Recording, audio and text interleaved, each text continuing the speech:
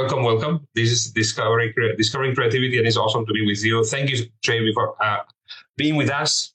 And so I have a couple of questions, a couple of times five, to ask about creativity. First of all, what is your definition of creativity?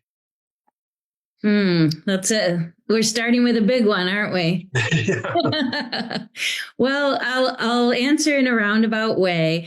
I was when I started working with the National Inventors Hall of Fame, we have a close partnership with the U.S. Patent and Trademark Office.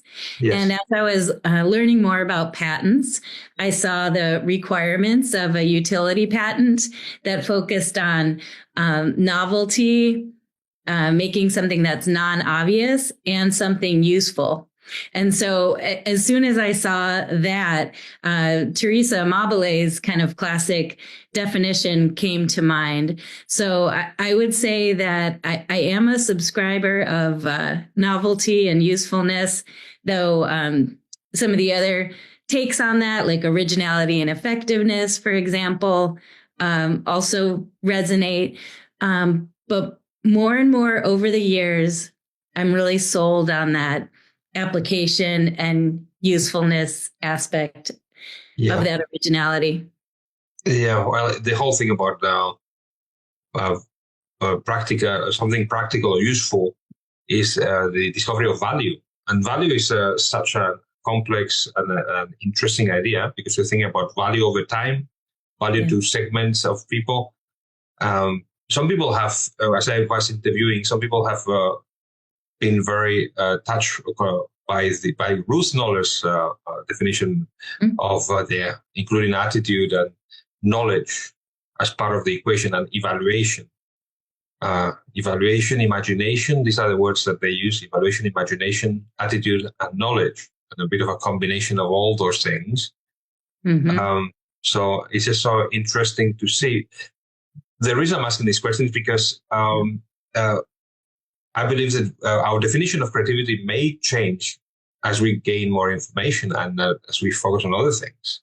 I'm asking myself that question from time to time. Yes.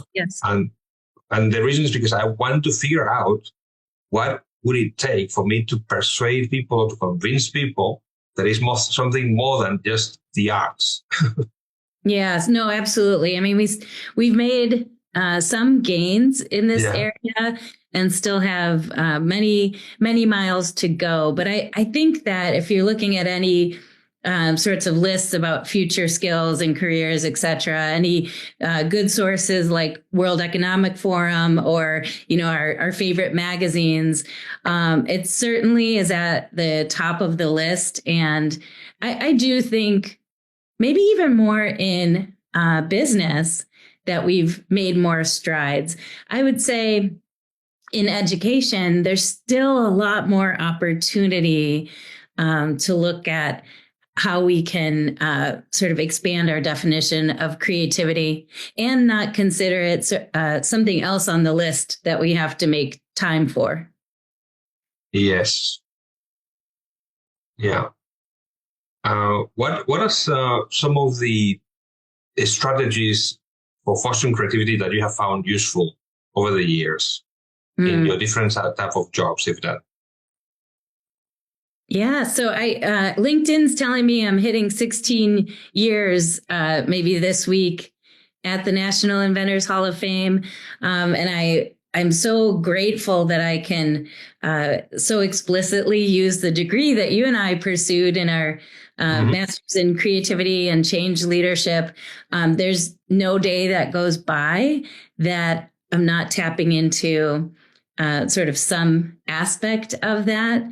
So, I appreciate some of those early models of the person, product, process, press in looking at different ways that we can integrate creativity and innovation into all of our practices. So it helps me from, a baseline administration kind of a level all the way to the language that we use with creating invention programs for children, question starters, statement starters, all of those types of things.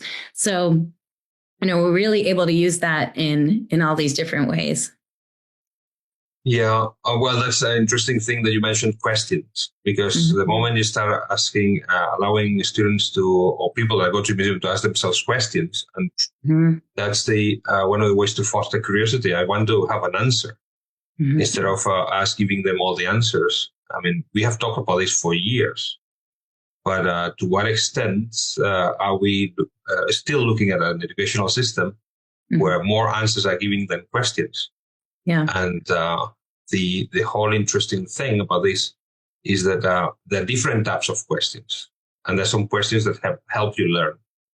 Like, for instance, how do I connect this with something that I already know? How do I connect this with something that I'm passionate about? How do I use this? I'm going to give you an example. So I was teaching moral development yesterday to a class of 17 to 20 students. And so I taught the 4 big theorists, Piaget, Kohlberg, etc., Gilliams. And then everything was very interesting. Everybody sucks. So then I said, well, so what do we do with this?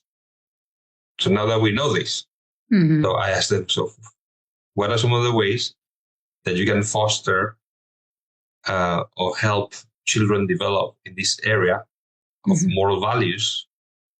The values that your spouse has been very important. And so they started coming up with ideas.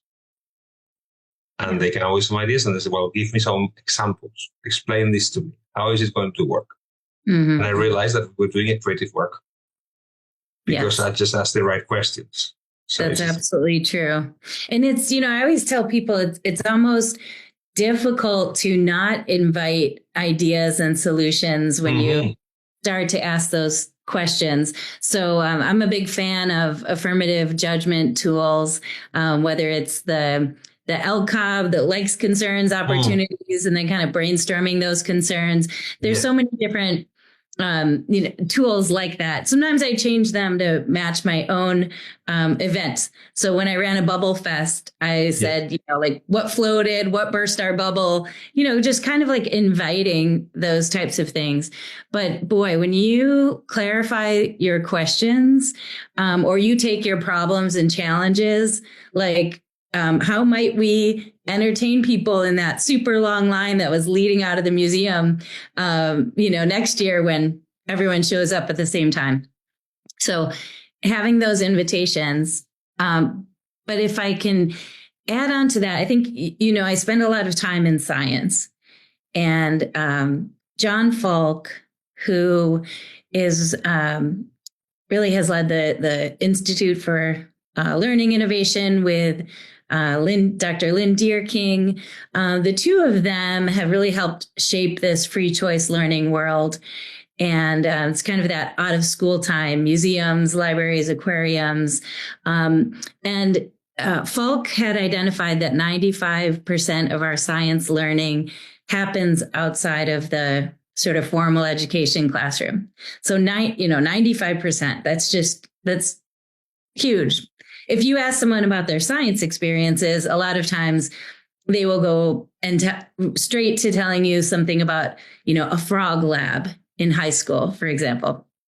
So when you think about that, okay, well, how is that science learning happening? Oh, I'm looking up, I'm seeing the moon. I'm not sure what phase it's in. I'm going to look up on my app and, find out a little more. It's those moments. And those are coming from questions and curiosities. So, I think that we don't have to necessarily work too hard to be curious or to wonder or be inquisitive, but we do have to have the space, support, safety, tools, access to those things. Yeah, when you were talking, I was thinking about experience. Like how to create an experience that can help people. And even came to my mind one interesting experience that could be used for people waiting at the museum or going out, and this could be like if you have two lines of people, you give them a platform of Lego pieces, and everybody puts one piece on it. and builds on it. And you give them a challenge. Okay, we are going to make the most interesting building and see what happens at the end when everybody's putting one thing. Yeah. And then they say, come to a website, and the winner will get something like a reward. And then you can get everybody going to your website. Anyway, so the whole thing about constructing experiences, I find that it's not, and we have these travel abroad things in our university, which I try to get students there to Mexico to go to the pyramids and listen to an anthropologist talk about the true culture in Mexico that represented by different pre-Hispanic people that spoke different languages. They didn't speak Spanish. They spoke different languages, and they had a different belief system, and they had knowledge of time and other things that was very advanced. Very interesting stuff that they did. Yes. So I took them there to have an experience, and the whole thing is how can we do in the classroom to have experiences that transform people, not entertain people, but transform people. And that's one of those areas that I think there's a huge room for development. Basically, because what I see is a lot of people lecturing on PowerPoint still, and this is year after year after year. Yeah. Yes. Yeah.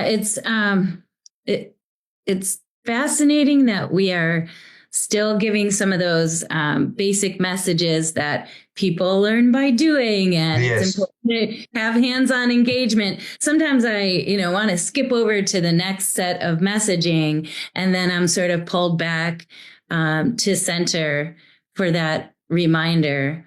And it's, I have the benefit of seeing thousands of children in classrooms around the country do things like put an LED on a coin battery and see it light up for the first time.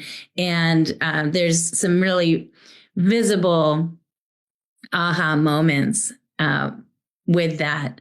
And so, having those experiences, there's just nothing that beats that. So what is one of the most unique experiences that you have seen there at the museum that impact the students most? Well, a couple of things come straight to mind. So we have a module in our Camp Invention program, and basically schools can take on Camp Invention for a week or one of our other hands-on programs like Invention Project. And then when they receive all of these materials, the teachers at their site or in their district have the opportunity to facilitate the experience. And so we have one module called Glow. And so the kids, they make these amazing glow boxes, and they have to wire their circuits and such. And there was a little boy who kept saying, do I get to keep this? And we're like, oh yeah, every participant gets to take theirs home. And he kind of kept asking about it. And then we came to learn that his family had a fire, and they were living at a motel. And it was like the first thing of his that he had. And he wanted to put it kind of next to where he was sleeping as like a nightlight. And so you just have no idea when you're enabling these types of hands-on projects, what it might mean in that particular moment to a child. And with that same project, we just received an email that there was a child down south who had, I believe that maybe they lost their home to flooding or had, some really negative effects from the weather, that they rewired the parts from their glow box to create a light for their family because they were out of power. So there's, and those are a little more on the dramatic end, but kind of show the power of these simple projects. Yeah, I mean, this whole thing, because it's so meaningful to them, the fact that they say, do I keep this? And you find that they have such an emotional connection to something they have created. Yes. And so that's such an amazing experience for them. And then the whole thing is to in what ways we can replicate these, because definitely they are learning something. And to find out that for those cases, and for many others, there could be cases where you have created a connection with the student, and that help the student creates that safe place for them to learn, despite the very turmoil at home or whatever. So there's so many things that could be happening. And what about the people that, well, because I did that, I got a little bit more interested and I discovered more, and eventually they become scientists. And so this is how these things happen, because people go through experiences there, and the more meaningful the experience and transformational, how many people I've heard say, well, I went into teaching because I had a very good teacher. Yeah. No, it's so true. We induct inventors into our Hall of Fame, and we have like our nation's greatest innovators are coming through and sharing their childhood experiences with us and helping us shape our programs. And so many of them can tell you that specific teacher's name from fourth grade. Yes. The impact is so high.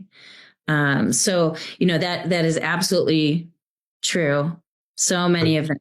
So do you have any programs for parents to help them encourage children to develop the way they learn and an interest in science?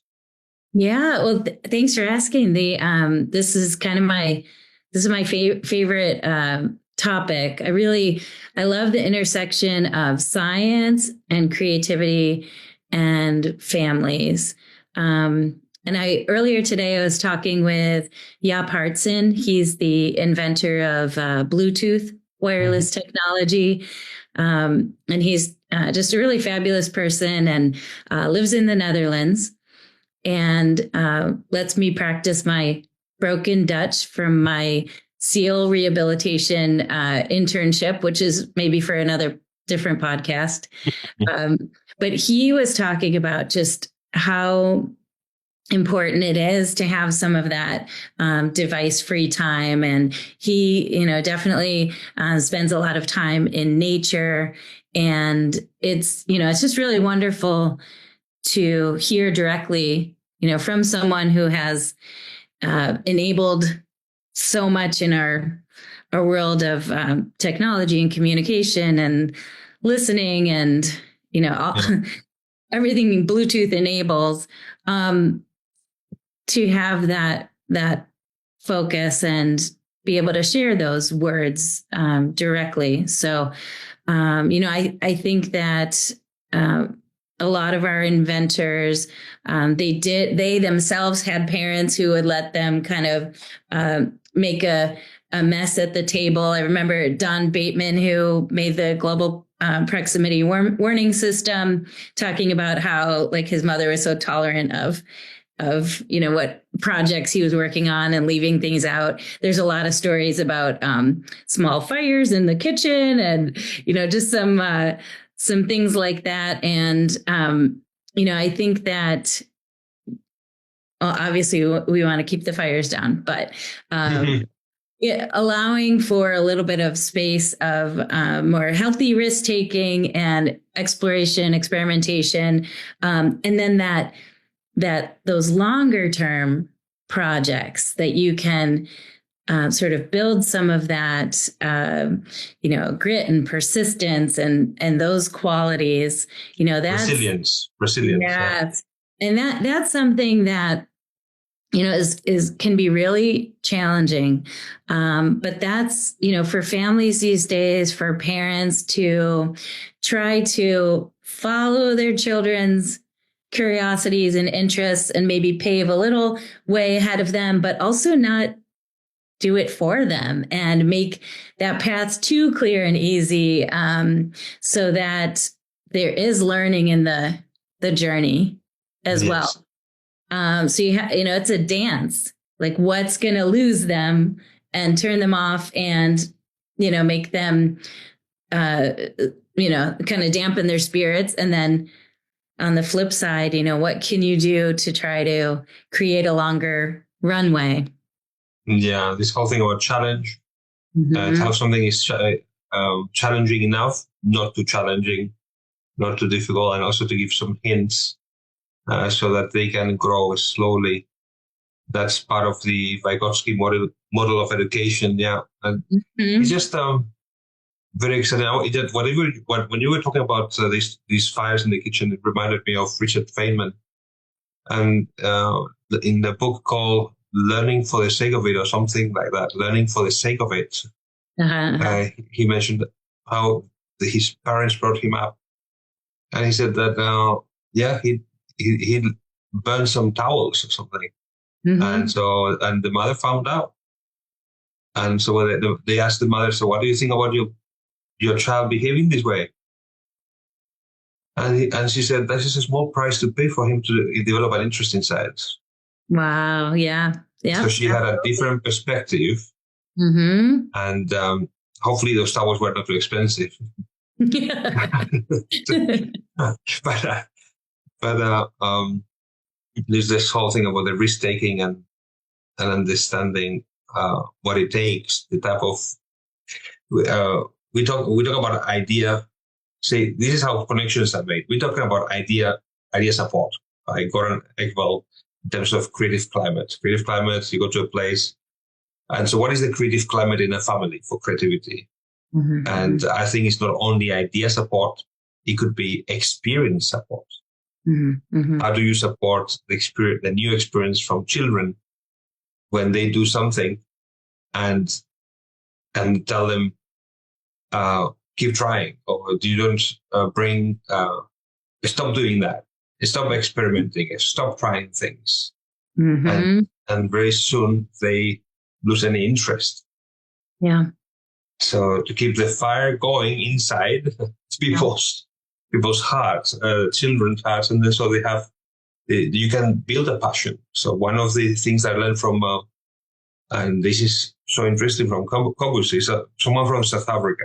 Out of so many interviews, he's the one at the end of the interview, he just brings up this thing. So apart from all the cognitive operations and tools and everything that we get so enamored by and so love these things. And so there are a couple of other things. Number one, passion. Are you passionate about something? Number two, courage. Do you have the courage to do something? Mm-hmm. Mm-hmm. So how do you develop passion and courage? If you have zero courage and zero passion, you could have a lot of creative ideas in your mind. You will never try one. It's so true. I think of the stories I've heard from some of the inventors over the years. Radia Perlman, who invented robust network routing and bridging, and Yes. some people call her the mother of the internet. I don't think Mm-hmm.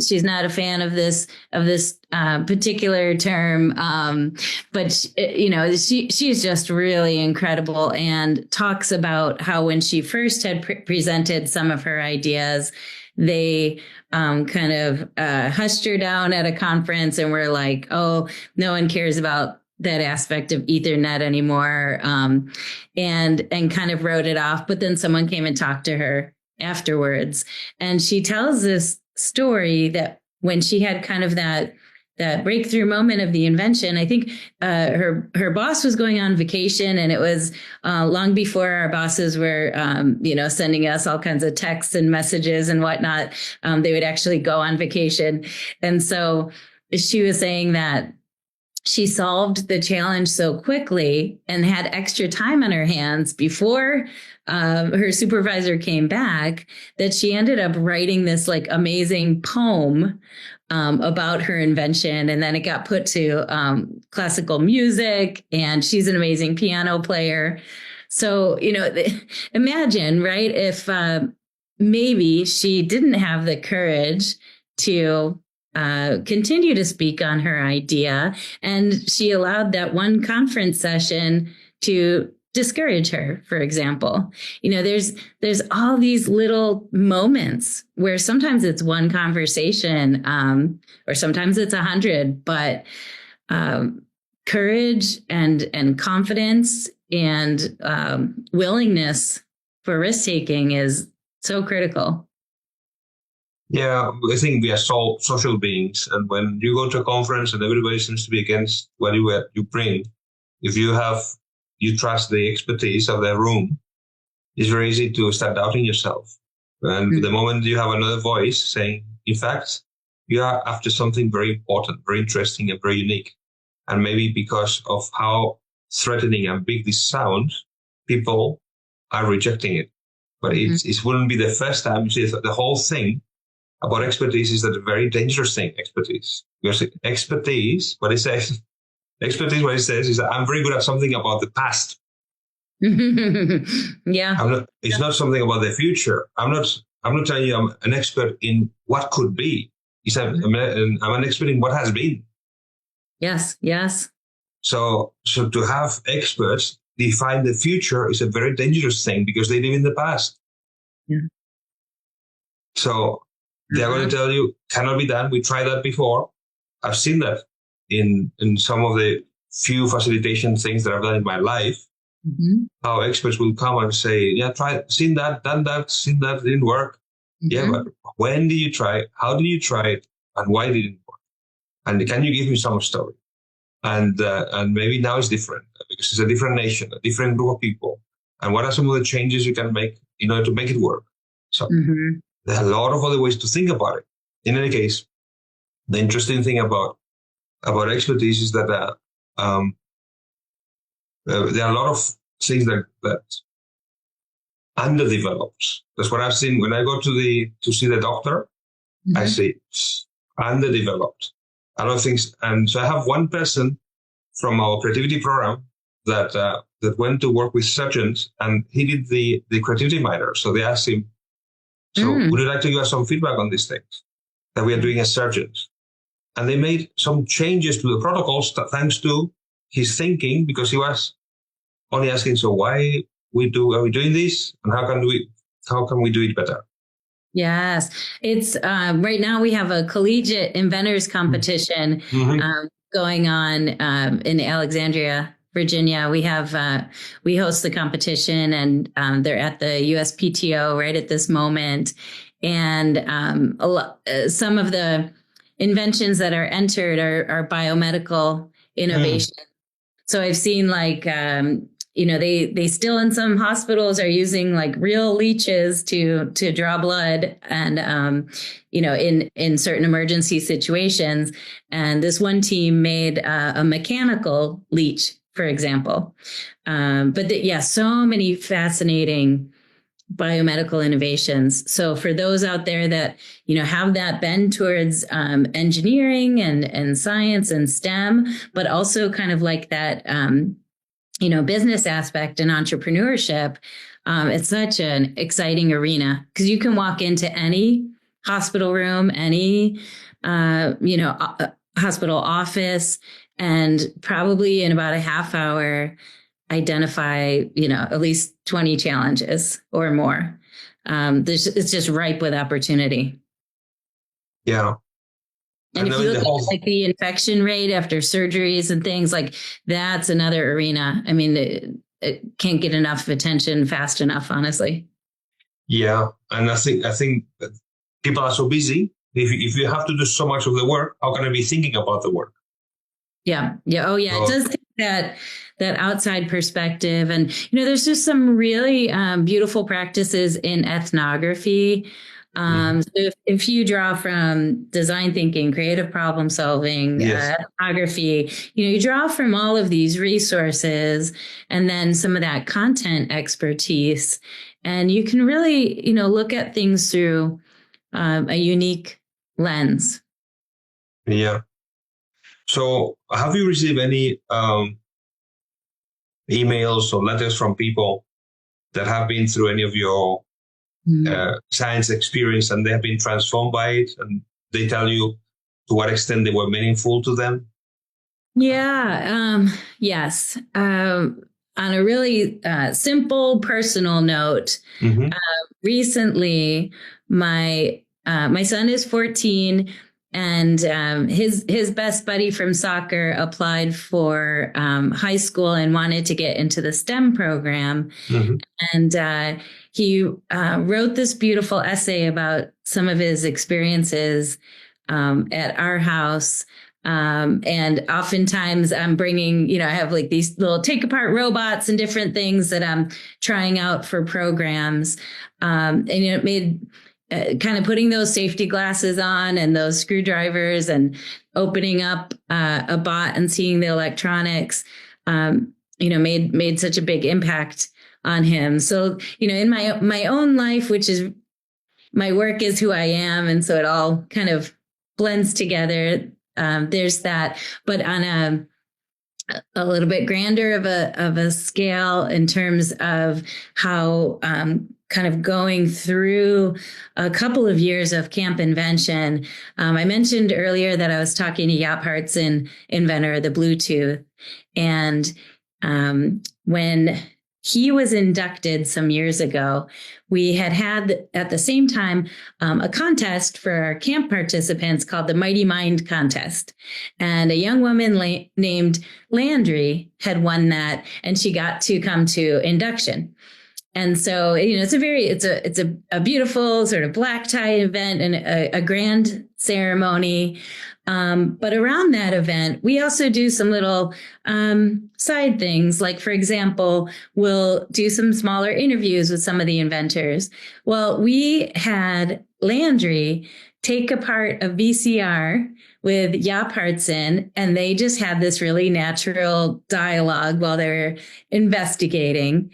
And it just had such an impact on her. And then she wrote her college essay about it.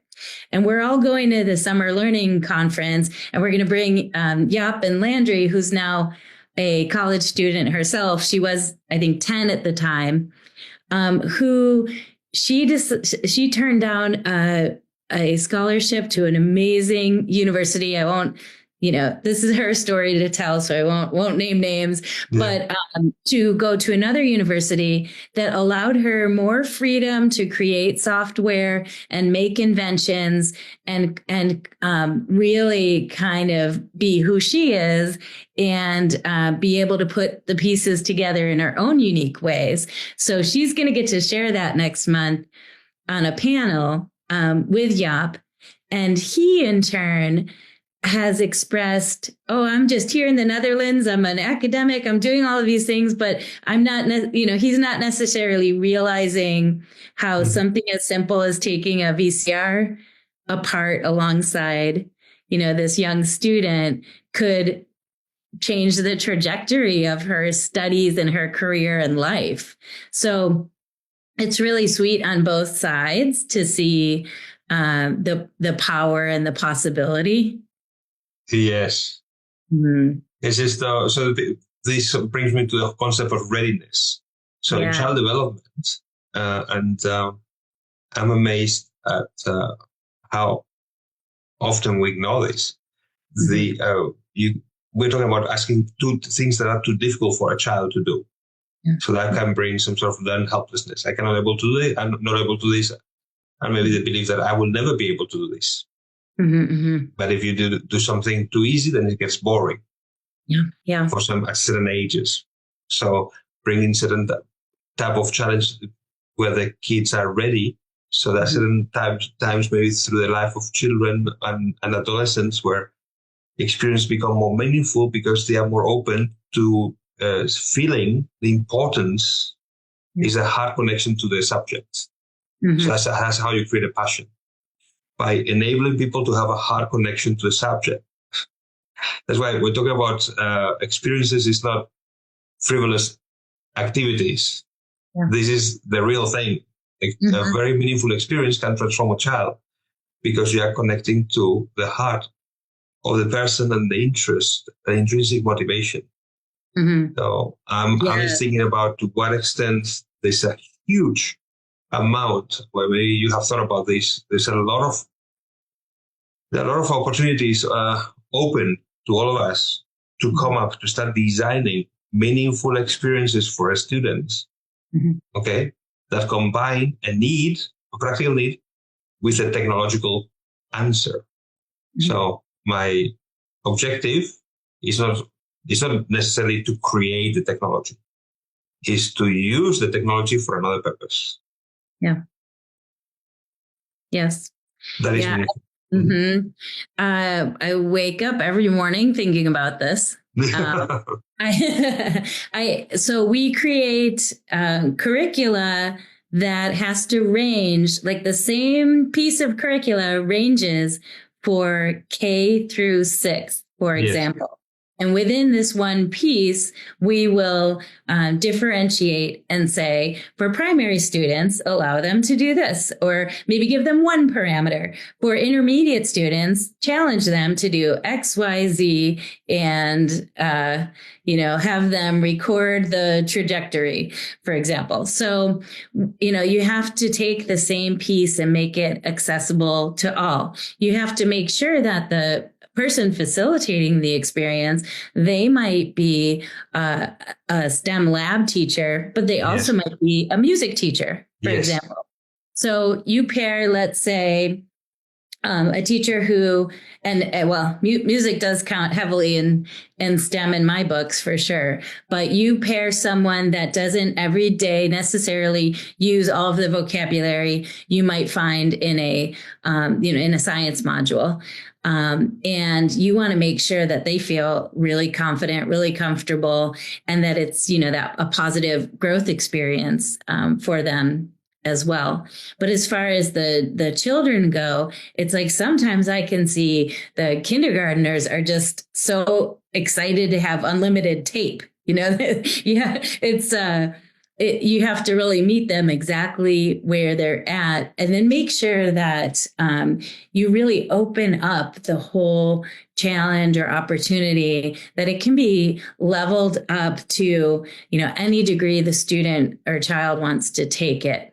And so I love, open-ended challenges that even if you just are practicing taking an idea from your mind, sketching it, making it 2D, moving to 3D with a little bit of a prototype, even if that prototype is, one craft stick and a piece of tape on it, but you are, practicing that process, then that's, fantastic. If you want to take that and maybe, turn it into a trebuchet, and you have, the skills to, and you're familiar with fulcrums and levers and such, then you can take it there. So I think it's looking at how do you create the space, create those open-ended challenges, and allow, whether it's children or adults, to feel successful at the, exact level that they are at. Yeah. So that's the key in designing that curriculum for you. Yes. It's a big part of it. And then, like you said, that intrinsic motivation. So we know that there's things that we can do to move the needle on interest and confidence, but that intrinsic motivation kind of, that is coming from within the person. And so I think it's good to look at, where are the biggest areas that you can make an impact. And for me, when we deliver STEM programs, when I see that the kids are having so much fun, that while they may not be able to give you the definition of velocity, they can tell you like how fast their rubber duck was flying across the room, or, it's so that when they do come to those definitions and those concepts in their textbook in the future, they already have a positive association with it. And that for me is huge. And that's why I really do believe in using, good real vocabulary all along the way, and then supporting it with words that are more familiar and comfortable. Yeah. And I think that all this it also helps the child experiences, help them develop emotionally and socially, which is huge. It's extremely important to collaborate, to cooperate with people, to help each other. Having meaningful experiences in that area, they're very, very positive experiences. That's very, very useful. You're saying all the words that are on our I can invent mindset poster, and we sort of mined all of our, transcripts from interviews with inventors and came up with a set of tenets that are really part of that I can invent mindset, because there's no formula for inventing. There's, a billion different pathways, but we can look at what are some of those, common tenets that consistently show up. Have you done any training or used either trees or systemic inventive thinking to help people come up with ideas to invent? Good question. So I tend to use some more with the younger students. We tend to lean a little more towards some of the tools that are Scamper-like. Yes. So I find those types of things, force connections. Particularly, can I go on a side trip here for a second? Yes, please. Okay. One of the things that I'm so excited about AI being so front and center is that it's giving me a great chance to connect some baseline creativity tools and techniques. So as people are using something like ChatGPT to make connections, it's giving that bridge to help people know how you can use, your own power of making forced connections. A lot of people have never thought of the concept of, looking at a mug to come up with 20 ideas for where you might go on vacation, for example. Like that for us in our creativity world is, common practice, but a lot of people haven't sort of explored some of the basics that might be part of these tools that they're using. Or they've done it and they haven't known about it. Yeah. So, and I feel like really a lot of it comes down to language. So more than using some of the, of course, in my business life, we do SWOT analysis of the different programs and such. But as far as integrating creativity and innovation tools and techniques and processes, I think that drawing a lot on essence and language is where I have found the power to be at, even more than specific tools. Not to mention, I'm always aware of intellectual property. And so, I'm always searching, like in our world, we throw around these tools a lot, but I always do try to connect them back to their original creators, for example. So, sometimes I'm a little cautious to make sure that we are not, using a certain tool. Though I did, we licensed some Foresight to be able to help our middle schoolers understand their creative problem solving style. So that, that was a fun venture. And, a great way to introduce those types of tools. Yeah, the reason I brought up trees is because you can take a couple of things there and play with them. Like, for instance, if you look into the blade, if you look into this razor blades, how they develop over time, you could see that some of them went into a plastic material. What materials are we going to be using? And the other one, so change in material, and the other one would be just the principle of multiplication. So then one blade became 2, and 2, 3, and 3, 4. And so the interesting thing is that you have one blade becoming 5. So then only adding more of the same. So that's a principle, and you can play with it with other objects. So why would you do that here? And if you did it, for what use can you find for that? So there's a little bit of mental flexibility. Now they have 40 principles, 40, and then they are full of examples. So the interesting thing here is that even as an exercise for students, take this principle of nesting. And I'm going to give you an example of how this can happen. And I'll give you another example, very different examples.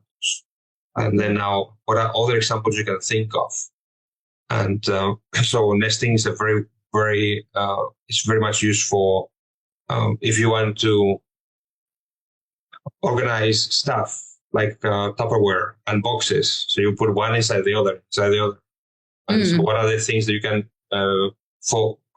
So in other words, in terms of transportation, this thing is going to be very useful. Mm-hmm. What can you put inside something else?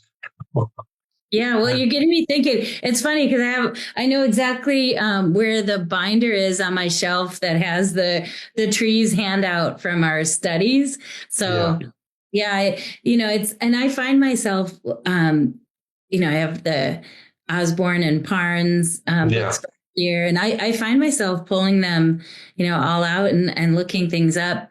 Certainly the Torrance incubation model of teaching and learning. That's for me, I'm constantly thinking about, how are you heightening anticipation and then digging deeper and extending that learning. So I think about it before kids might arrive at camp, and then what they're doing, and then what put in the newsletter so that they keep using, the projects that they're creating. So that for me, and then the thinking skills, I really am always going back to those as well. I think keep open, so simple, but that's at the top of my list. Look at it another way. So for myself as a writer, using those skills, and then also writing about those skills to cultivate them for children and teachers and families. Yeah, so I'm so glad that you brought up some of the other stuff that you have been using and doing. I have an interview with Jack Hippel, which was for many years training people in basics of trees. So I will send you the link. That could be of interest.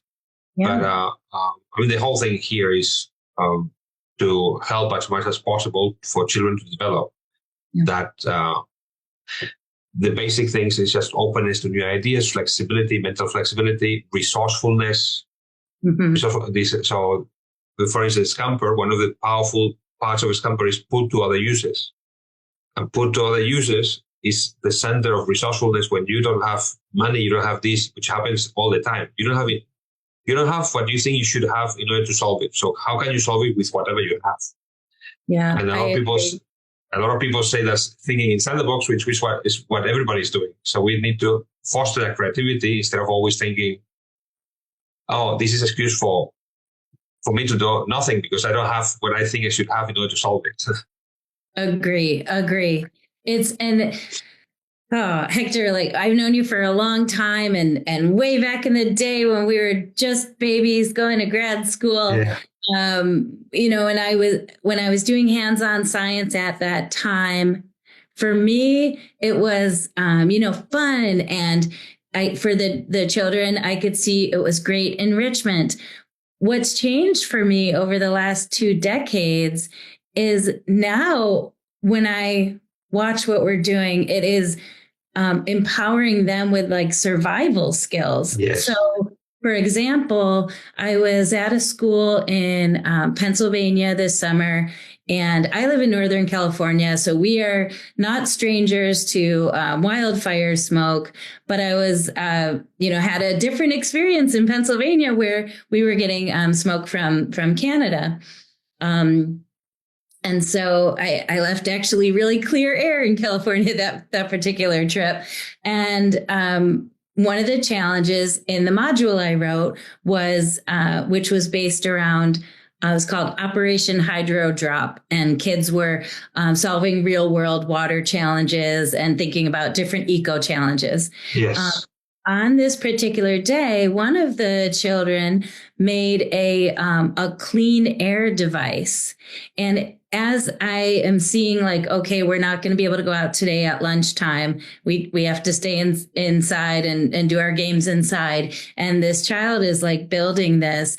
I could see the agency that creating something for clean air was giving them in this moment of experiencing something, very real.